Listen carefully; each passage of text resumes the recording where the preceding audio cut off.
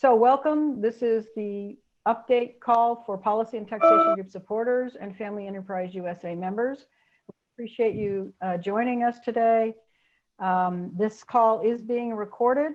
So once again, thank you all for joining. All of the attendees on the call are on mute and you are non-video. So the only way you can ask a question, please, is to go to the Q&A box at the bottom of your screen, and I'll attempt to monitor that throughout the call so that we can ask your questions.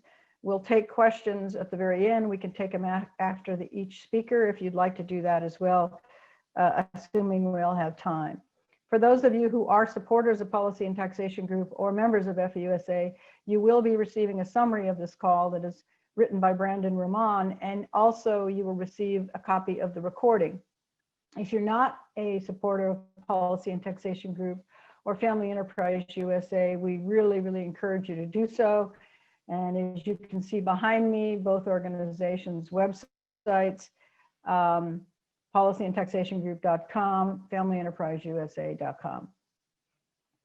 So I'm going to just quickly go through the agenda. I think most of you know who is on the call today.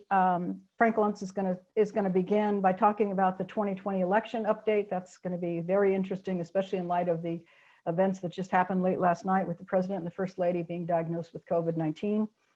Russ Sullivan is then going to talk about the status of the election and possible tax policy around whichever presidential candidate is selected. And then Brandon Ramon from Squire Patton Boggs is going to talk about possible CARES legislation. Again, very timely since the Democrat House just passed legislation yesterday.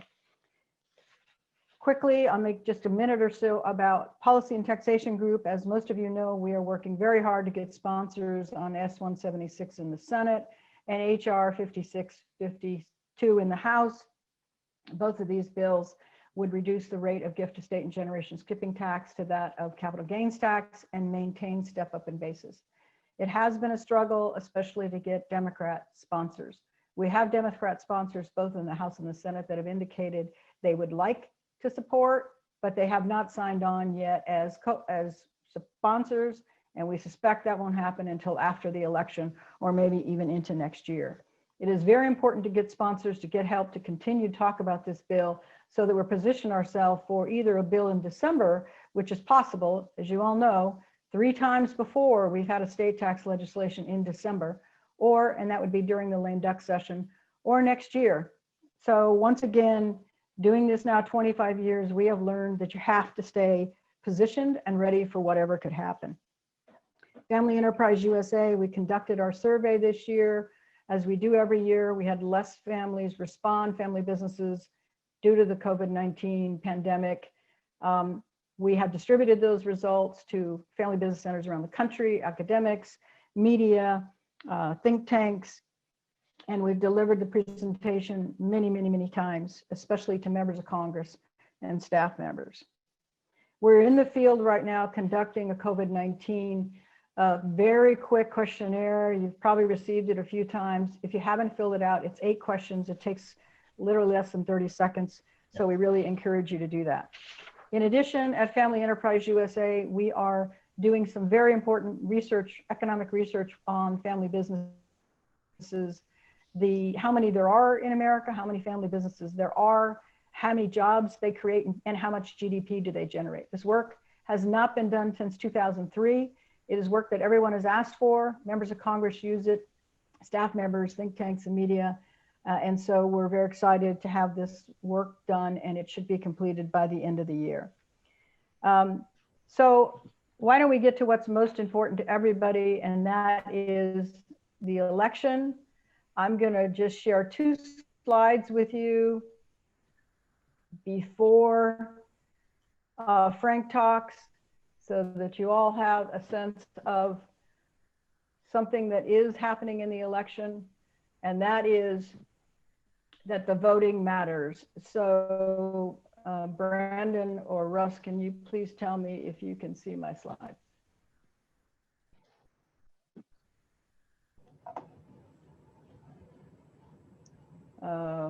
Brandon, you're on mute. Yep, we can see him now.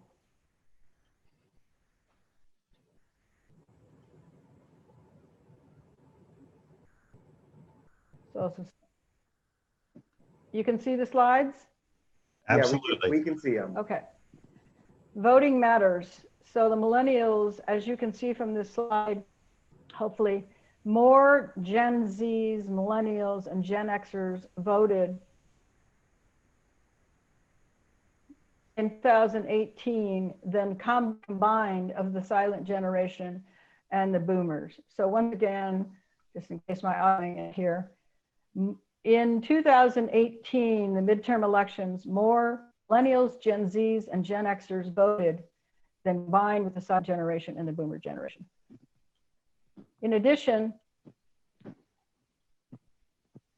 the millennials will have an impact because, in fact, from 2014 to 2018, the number of millennials who voted doubled during that time frame. Some of them became more engaged, and some of them just became older and old enough to vote. So with that as a backdrop, I'm now going to turn it over to Frank and ask him to give us an update on the election and the process. Again, I think it's a very timely and important conversation. And it's going to be a very Frank? depressing conversation. Pat, can you allow me to share my screen so that I can show you some data of polling that we've been doing and others have been doing? I'm going to give you about, I think we're going on for about 10 minutes. But I really do want to. I'm not sharing my.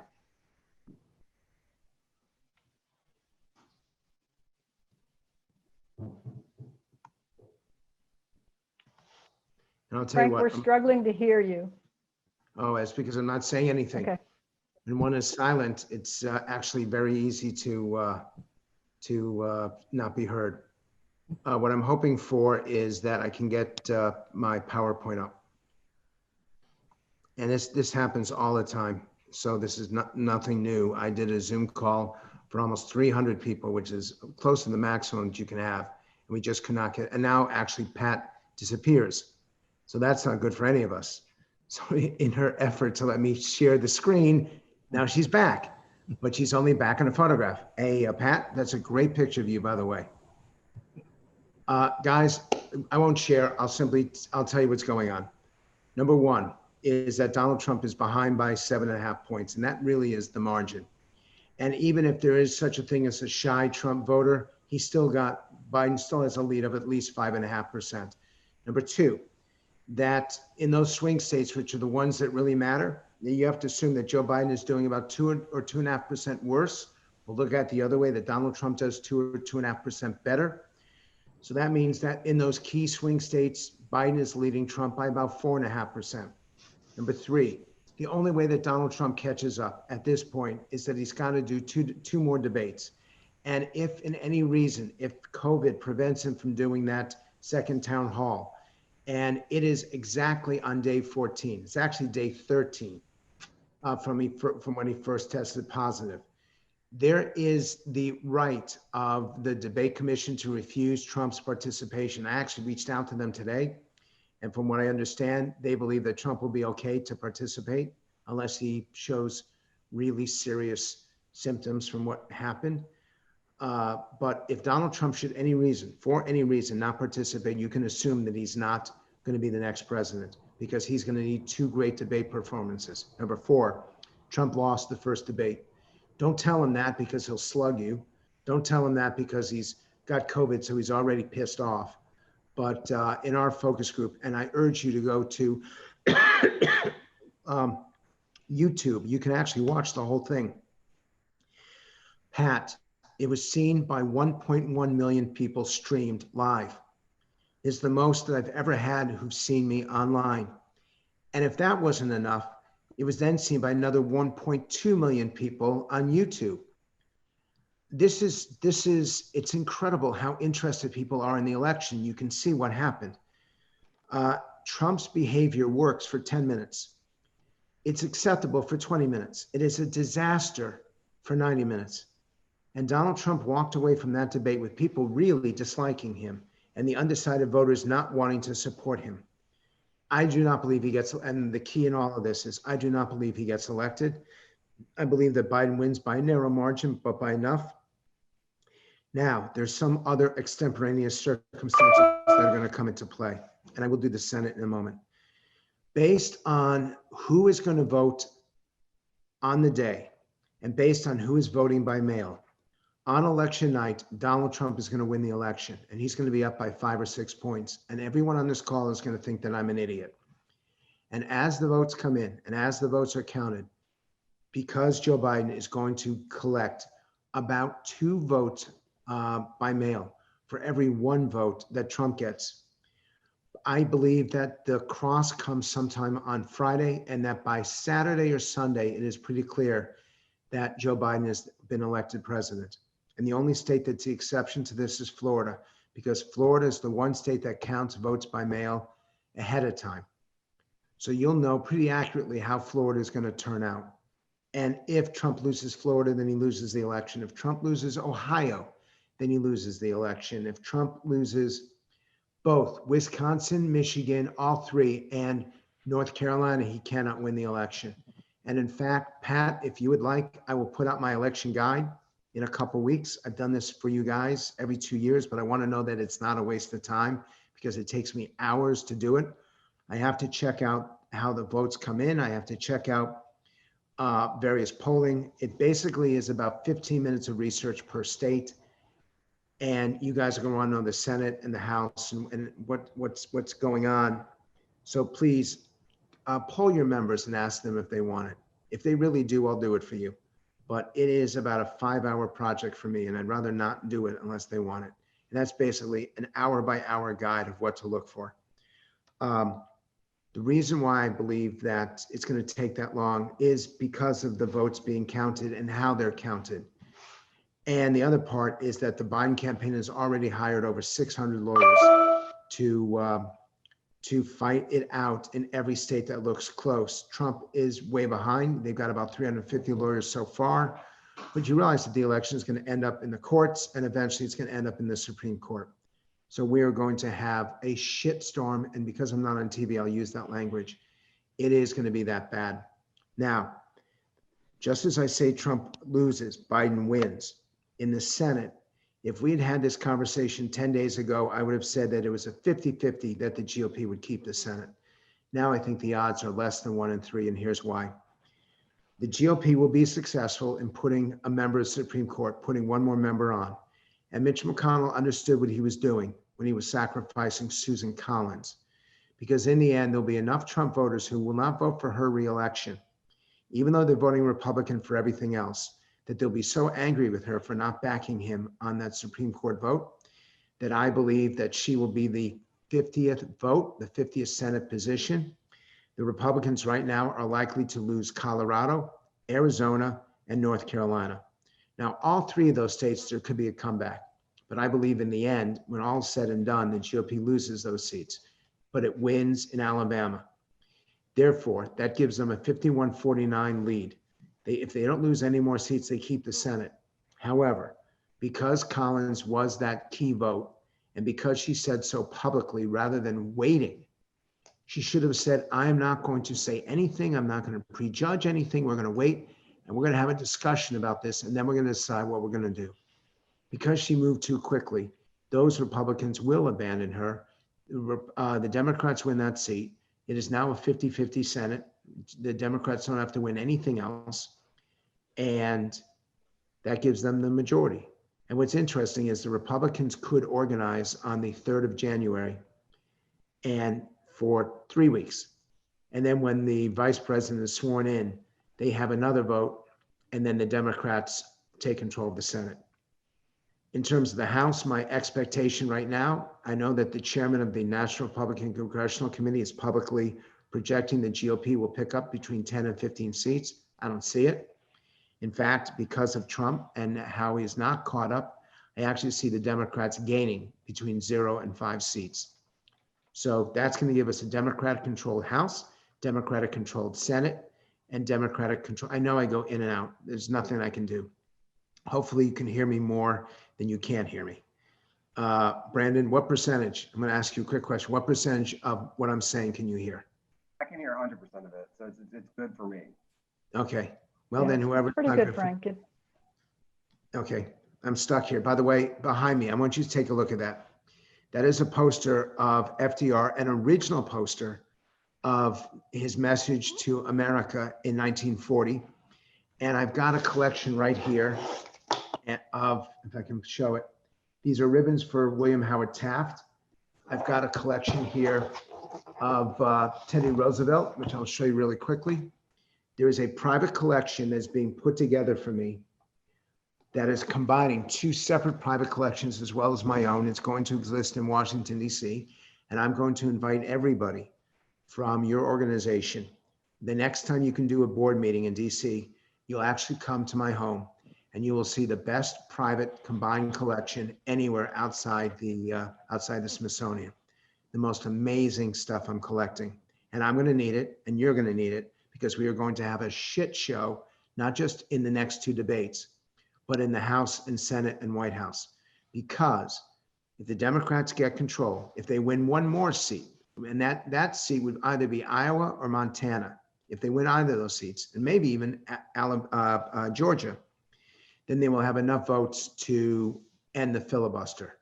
And if they end the filibuster, then the Democrats will be able to do anything they want to do on Capitol Hill. I'm not going any further on that. I'll leave that to Russ and Brandon to talk about. But this election night does not bode well, with 1 month to go, does not bode well for the GOP. And it does not bode well for the country. More Americans now, I'll give you two more statistics and then I'll answer a couple questions for you all. 24% of Americans believe that the election system is broken and that we will not have a free and fair election in November. 24%, 1 out of 4, and 1 out of 5 are afraid that their own vote will not be counted accurately and will not be registered. Even in the year 2000, it wasn't this bad. And this is still with a month to go. I am so frightened about what happens on election night. I am agitated with the politicians and how they talk to each other and the awful example that they set for their kids and for the next generation. I am deeply concerned, if not frantic, over the state of economic freedom. Remember, don't call it capitalism.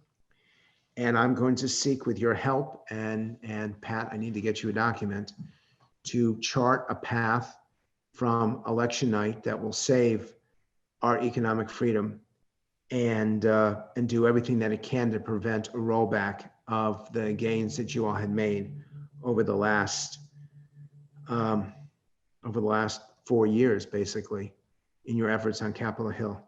So let me answer any questions that you guys have.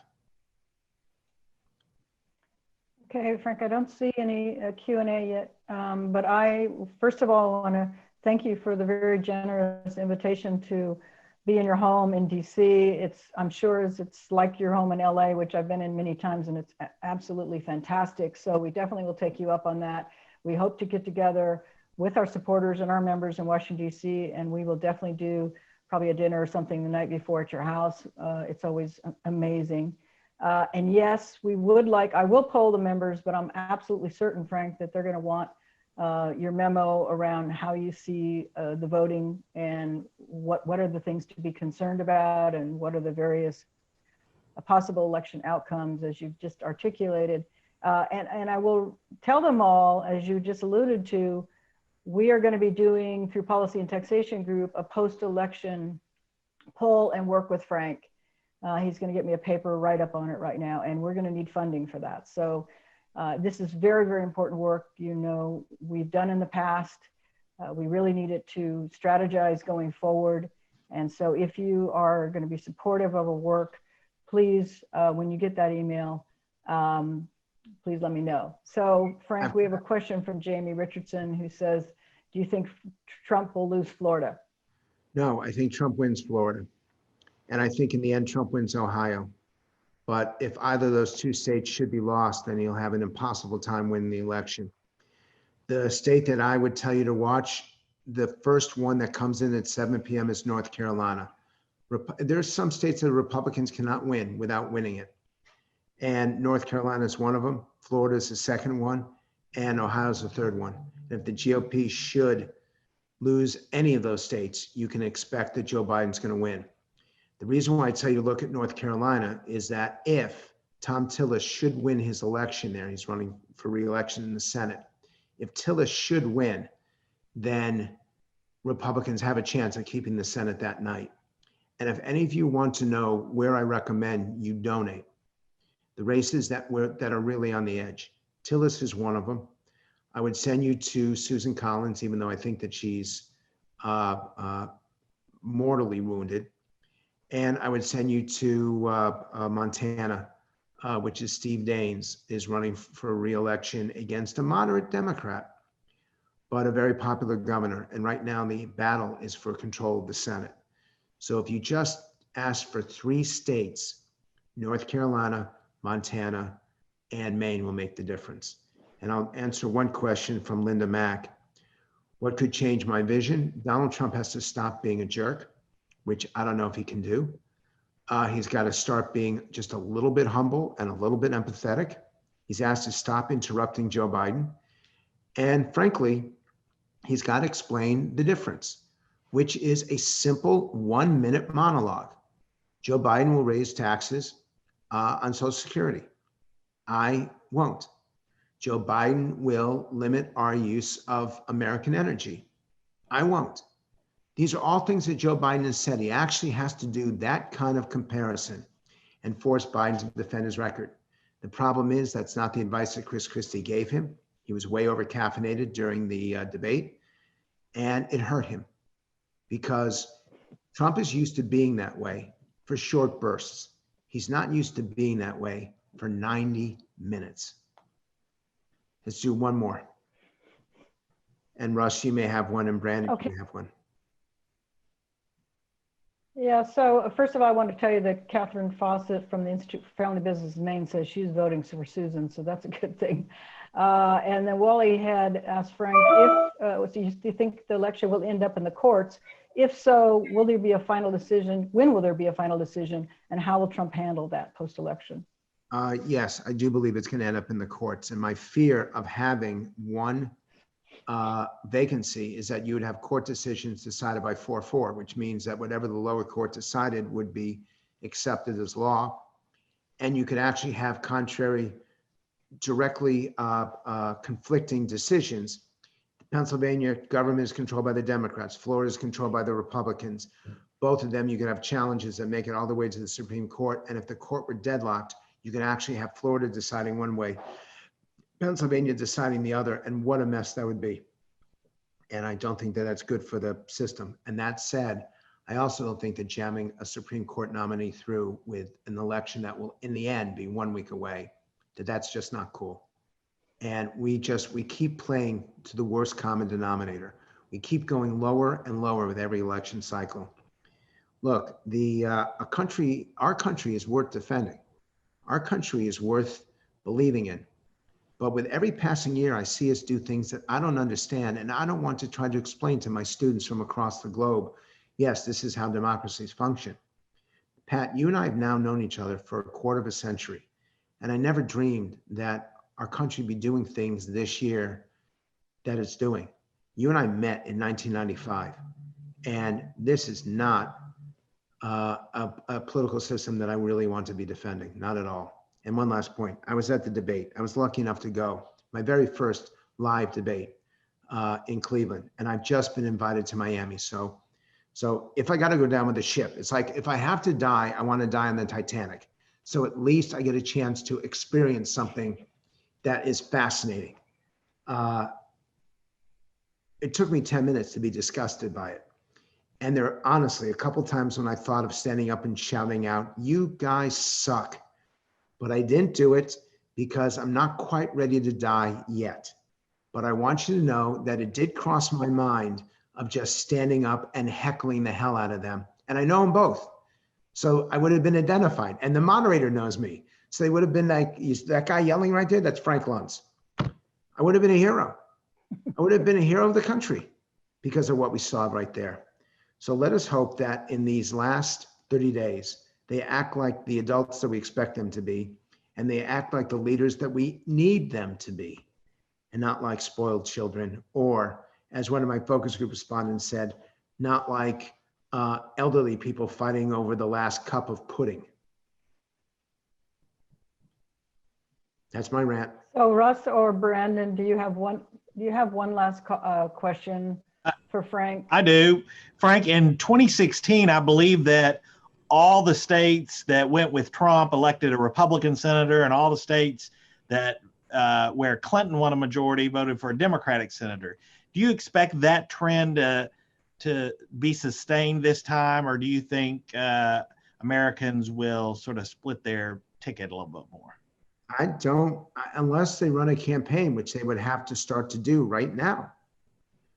Don't give Joe Biden a blank check.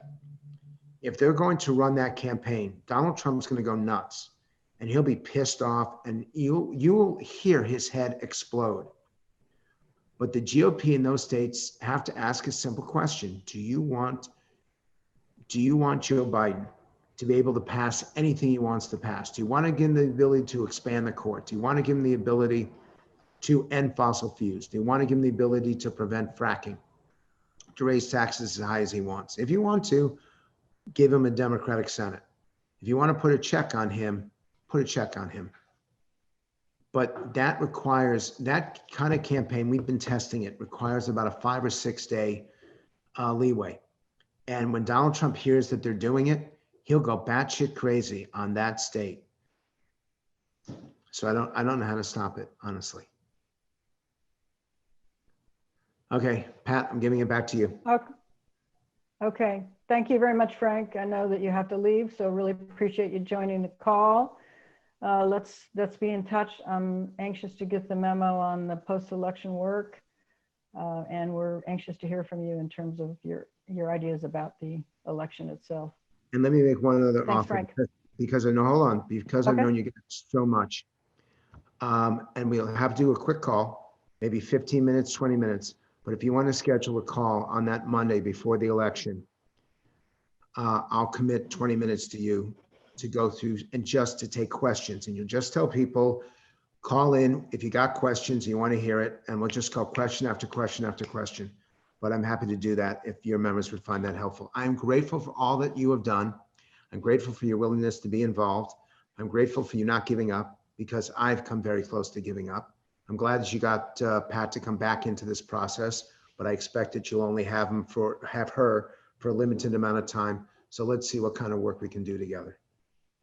Frank, there's one more question I think we have to ask from Casey. It says, it feels like Trump may listen to you. Is there any chance you could reach out to him and give him some insight that would help? No, Donald, I don't know if you all know this, but I was at the White House Christmas party in December. And I finally got the guts to go up to the president and ask him, what does the J in Donald J. Trump stand for? You know what he told me? Genius. It's one of Frank's corny jokes. It's not corny, it's good. Joe Biden is so old, it takes him an hour and a half to watch 60 Minutes. He's so old, go to him on Halloween for candy. You can go back every hour and he'll forget that he gave them to you. Donald Trump is so old, the only time he doesn't have to pee is when he's peeing. There you go. Okay, Frank. Thanks so much for your kind words. We appreciate you being on the call, and we'll definitely take you up on the call, but the 20 minutes before the election, the day before the election. Take care, Frank. You got it. See you guys. Okay. Bye. Okay. So next, Russ Sullivan from the Brownstein Law Firm is going to talk to us about the election possible outcome and how it's going to affect tax policy and other policies important to family businesses and families in general. And remind you all, Russ has been working on this issue with us for over 20 years.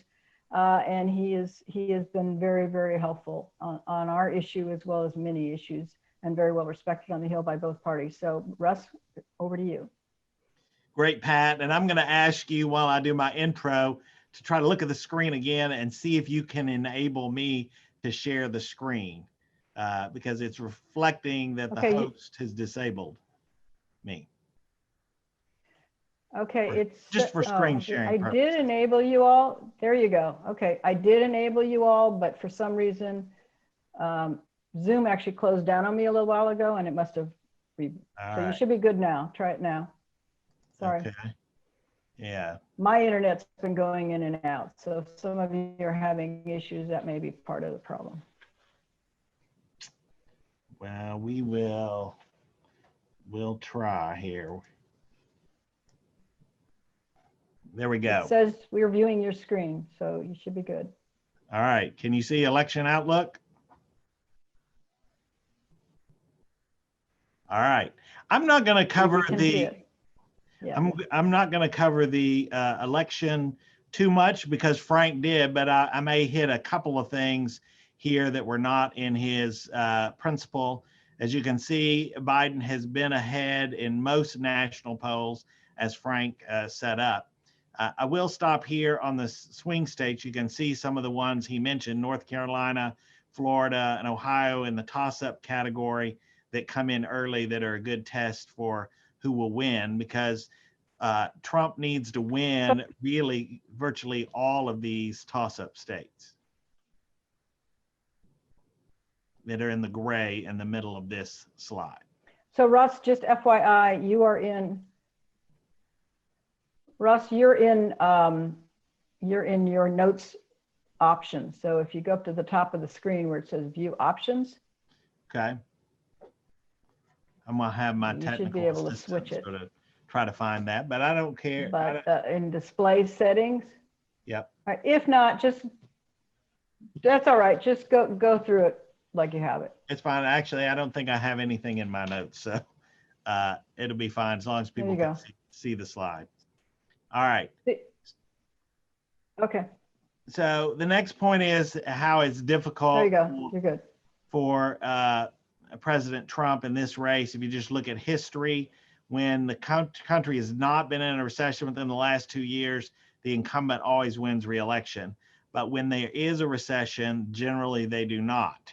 As you can see, and this happened both Carter and George H.W. Bush, and that was difficult for them. The coronavirus is very different because, even though it's a clear recession, there's a clear cause to it, and it has nothing to do with what the federal government did. So I will say this is interesting, and wish we'd had Frank's advice on this, but Biden has received a sort of a jolt of fundraising here in the last month or two to even surpass the Republicans and Trump, who did have a big advantage. It may be so close to the election, it doesn't matter that much. With respect to the Senate, he was accurate. Here's a list of all the races that are up. You see there are more Republicans than Democrats, but the real key is sort of which ones might switch. He didn't mention Alabama, but I think we all agree that Doug Jones will lose to Tommy Tuberville. That'll be one pickup for the Republicans, which means Democrats need to pick up 4. But as Frank mentioned, Colorado, Cory Gardner's behind. In Arizona, Martha McSally is significantly behind. In North Carolina, Tom Tillis is behind. And in Maine, Susan Collins is behind. So if all 4 of those lose, that's where we're in the situation we're at 50-50. And if Biden wins, then Vice President Kamala Harris will then break the tie once you get a new appointed senator from California take her place. If Trump wins, then Pence would break the tie. But as you can see, if you go down to the next most vulnerable Republican or senators that might have a party switch, the top 4 are actually Republicans. So that's why he says it's actually more likely that the Democrats take over control of the Senate than that the Republicans keep control. All right, in the House, interesting thing here is very historically, there were in many eras a lot of people who won their seats despite their district being won by the opposite party at the presidential level. Not so much anymore. So district by district, if you want to know whether the Republicans have the chance of beating a Democrat, they really do. And they will in some districts, but it'll only be where Trump wins that district, regardless of whether he wins that state. So as you can see here in the House, there are actually more vulnerable Democrats than Republicans. There's more blue districts here where they're likely to lose re-election. Most of these Democrats are first-term Democrats that won in 2018. It's always most difficult to win that second race. Once they win the second one, they tend to be in office for a good while. There are some Republican districts that may flip to the Democrat, particularly in Texas. But the most likely scenario is that Democrats actually lose some seats here unless Biden wins by 5 or 7 points. But they probably won't lose enough to lose control of the House. And yeah, let's move on then to lame duck legislation possibilities. The biggest issue here really is the negotiations that occurred this week between Mnuchin and Pelosi. They really worked hard and appeared to work hard to try to come to some solution on another COVID package. And the reality is that the offers that went back and forth between the two showed a high degree of agreement on the categories and even not so far off on the dollar amounts. Republicans have moved to supporting state and local aid to the tune of $250 billion, and Democrats brought down their ask from $900 billion to $436 billion. So they're getting closer. Same on some education and healthcare funding. They got within 10 or $20 billion of each other. Both agree on a second round of PPP loans. Both agree on another stimulus check for all Americans. And so they are moving closer together, but they were not near close enough to actually reach agreement and pass it. And it's unclear to me that they really have the drive to do that before the election. However, since they're closer in negotiation, depending on how the election comes out, they might actually do something in December. And in addition to the items that I just talked about, there are some tax items that affect businesses of a wide variety of sizes that our members here may very well be interested in. I just want to hit 5 or 6 of these just so you're aware of them. And hopefully there will be, if there is legislation, it will include many of these that can help the businesses that you run. So Russ, Yes. just FYI, Brandon's going to talk about the CARES legislation, so you can go over that quickly because that's what he's going to cover. Okay. Well, I was just going to hit some targeted tax items. Brandon, do you want me to hit these or you want to cover them? Okay. Russ, if you want to talk about those as well, that's totally fine. I'm just going to briefly mention the conversation we had with Chairman Neal, but yeah, please, on the tax side, that's perfect. Okay. I'll just go through these fairly quickly then. There's a cleaning tax credit for qualified employee protection equipment and expenses occurred to reconfigure the workplace and certain technological expenses. It's up to about between $500 and $1,000 for employee, depending on the size of the business. The work opportunity tax credit would be involved in any deal, increasing it and designating people unemployed as a result of COVID as a qualified class, and the amount would be higher as first 50% of 10,000 wages rather than the current 40% of the first 6,000 in wages. The Restart Act is a provision aimed at mid-sized businesses that Senator Todd Young and Michael Bennet had put forward. This is really addressing a frustration that the Treasury and Fed Main Street lending facilities has not resulted in a lot of direct loans to individual companies. Those facilities have supported the infrastructure and helped in the area of municipal bonds and overnight lending and those kind of areas, but they set aside a large amount of money for actual loans to individual businesses, and actually only a few loans have been made. Young and Bennett ease those requirements and allow loans up to $12 million for a number of years to cover not only payroll, but fixed operating expenses.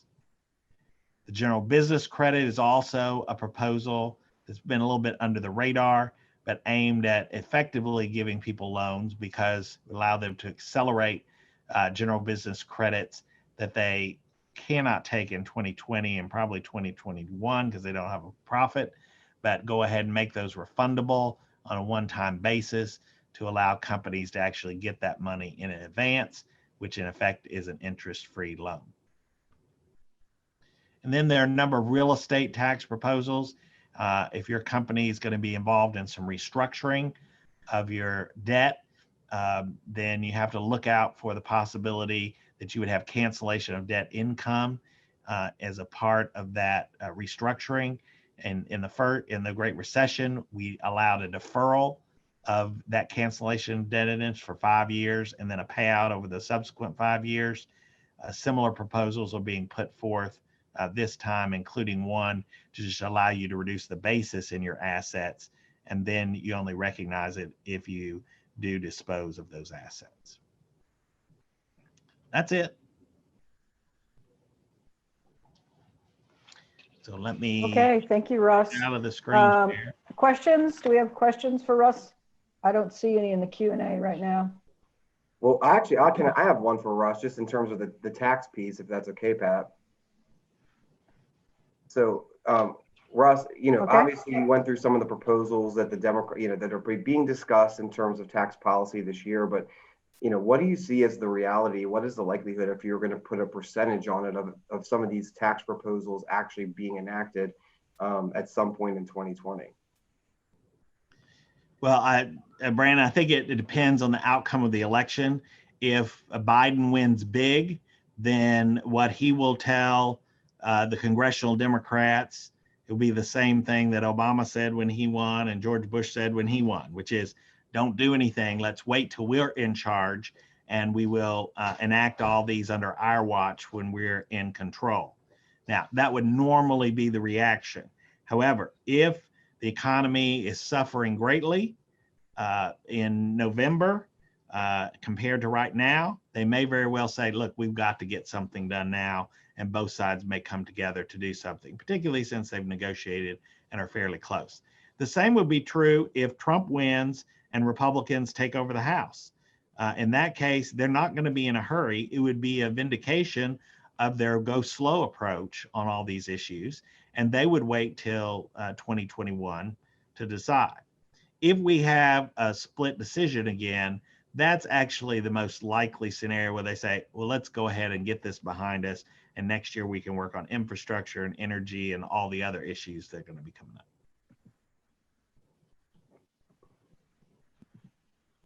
Excellent. Okay, thank you, Russ. So Brandon's going to talk to us about the CARES legislation. Again, it's pretty timely based on what just happened in the House this week. Brandon Vermon with Squire Patton Boggs, as most of you know, some of you have contacted him personally.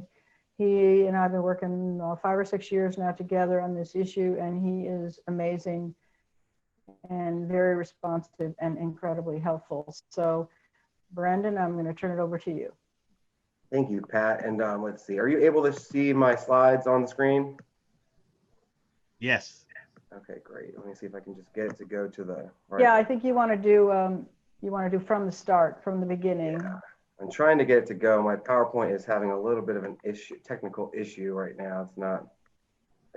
Pat, maybe if I could ask you, are you able to pull them up? My PowerPoint seems to be freezing when I try to share it.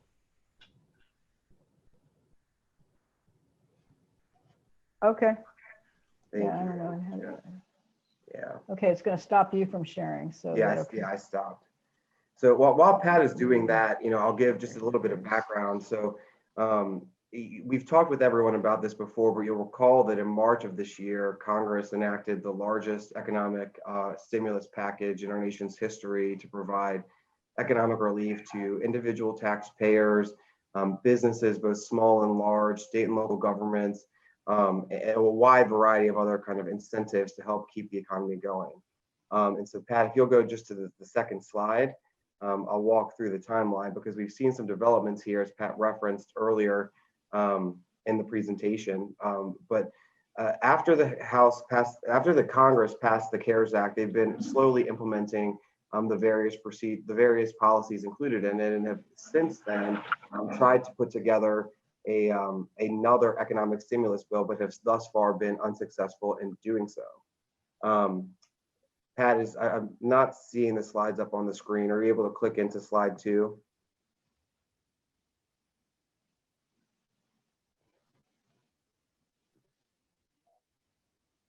All right, well, I'm not sure if Pat is still there or not, so I apologize for the technical difficulties. So, Sure. okay, perfect. Are you able to pull up You're on two or three? slide number 2? I'm on 3 right now. No, slide number 2. It's not on my screen. It's just it's not advancing. So, but if you go to slide number 2, it's the Yeah, second slide one. 2 is on the screen right now. Okay, perfect. If for whatever reason it's not adjusting in my Zoom, but Okay, but it that's is fine. sharing. It's, Okay. can you see the slides? On mine, yeah, we're now on slide 2 or 3.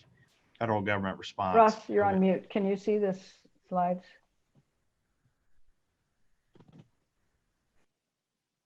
Yes, I can see the slides. Okay, perfect. So I'll just go ahead and go through this briefly. So again, after you're the on CARES two. Act, after the Brandon, CARES, so you're good to go. okay, perfect. So after CARES Act was enacted, the Congress, as I mentioned, has been trying to come together on another economic relief package. They were able to, in April of this year, pass what's called the Paycheck Protection Program and Healthcare Enhancement Act. And that provided for very targeted additional funding for the small business loan program, the Paycheck Protection Program, through the Small Business Administration, as well as some other supplemental funding for healthcare providers, and then additional funding for procurement and development of COVID-19 tests. In May, we saw both the House and Senate release their various second round, if you will, of CARES Act proposals. The House, which is the released first on May 12th, it's called the HEROES Act, another very large, broad-ranging package. The focus was largely on funding, and Russ referenced some of this earlier, but on funding for state and local governments, another round of direct payments for taxpayers under certain income levels. They would continue the $600 expanded federal unemployment benefits through the end of the year, and then some additional PPP changes to the program. The Senate put out its proposal shortly thereafter called the HEALS Act, and that was released on May 22nd. That was focused more on issues relating to liability protections for employers. Their approach on the unemployment benefits was shorter and also less funding, and so it was $200 per week in expanded benefits, and that would have ended effectively earlier this week at the end of the fiscal year. They also addressed some reforms and funding for the Paycheck Protection Program, further funding for government agencies and programs, and then there was also a temporary increase in the business meal tax deduction. So since that point, there's continued to be negotiations and fits and spurts. There's, as Russ mentioned earlier, appears to have been significant momentum in the last several days towards reaching an agreement.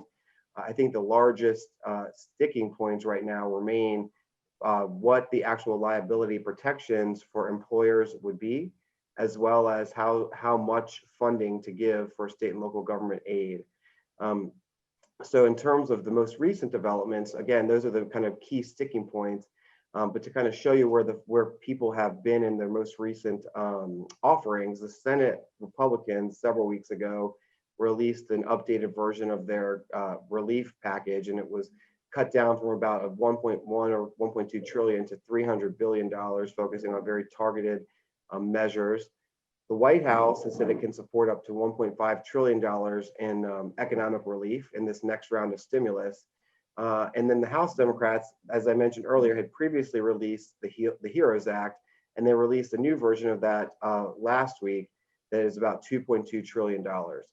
The House had originally scheduled a vote, which would have been on Wednesday night, to vote and pass this, what would have been a partisan bill that would not have received any Republican support. But given that there were some continued negotiations that appeared to be making progress between the Speaker Pelosi and Treasury Secretary Mnuchin, the House ended up putting off its vote until last night to give them some additional runway for negotiations. But as I believe Russ referenced earlier, they were not able to come to an agreement. So the House did last night take up and pass its $2.2 trillion version of the HEROES Act, and is now left for the remainder of this month and will return after the November election. So kind of that's where they are right now. I will say also on the House Democratic side, there is significant pressure from some of the moderate members who, as Frank and Russ both referenced earlier, are in those districts that are traditionally Republican, and they are not necessarily in safe seats. And so there's pressure on them to try to have a vote and get something done prior to the election. So that being said, the speaker has said that she is unwilling to do a skinny bill and wants to see a comprehensive package, but is willing to call back her members over the recess to the extent that there is an agreement reached. And, Russ, I welcome your view on this, but from my perspective, I think it's fairly unlikely that there will be any agreement reached at this point, but before Election Day on an additional COVID package. I do think negotiations are ongoing, but as was referenced in both the previous presentations, a lot of what can be expected to happen in lame duck and the parameters and the scope and cost of these bills, if and when one does come together, will largely be dictated by the outcome of the election. Because again, if the Democrats, as Pat and I were discussing earlier today, if the Democrats sweep Congress and also take the White House, there's less of an incentive, barring some severe economic crisis, for them to act now when they can take action next year when they're in control of everything. So we are closely monitoring that.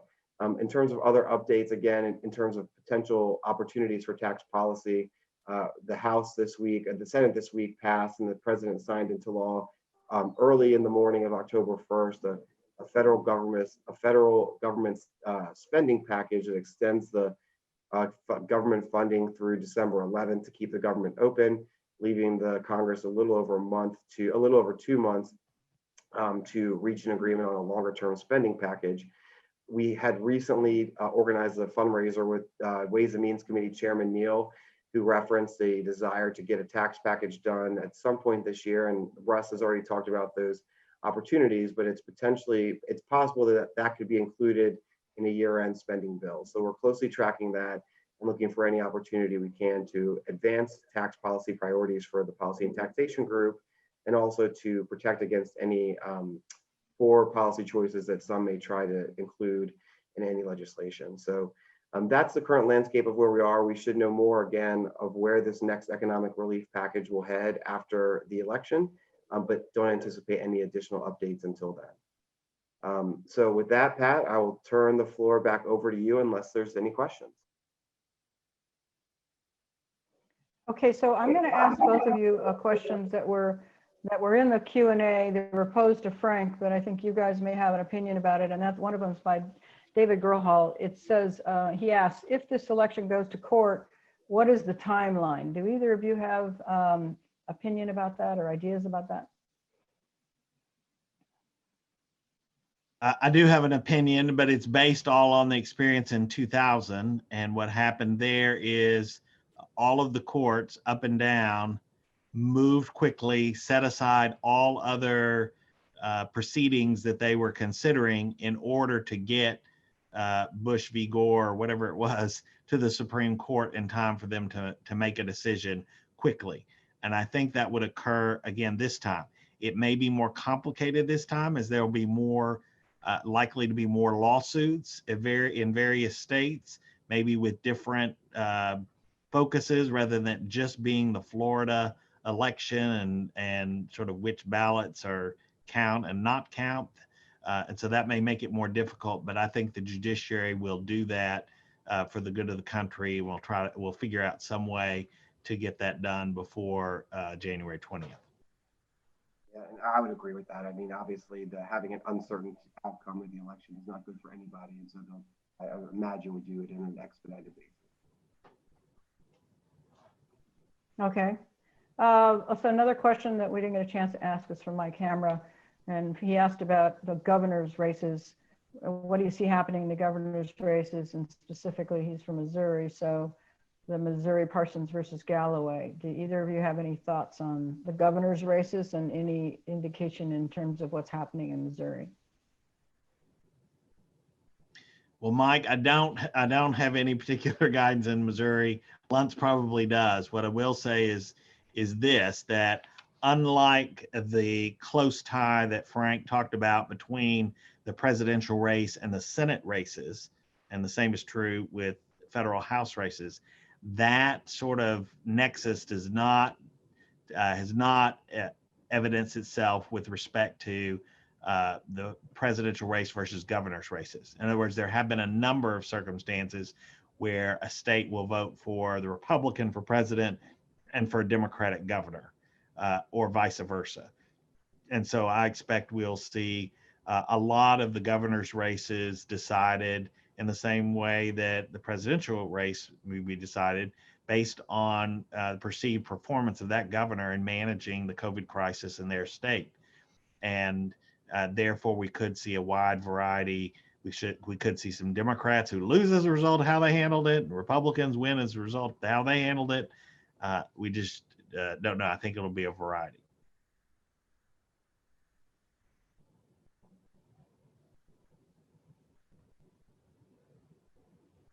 Okay, Russ, I think I've lost you.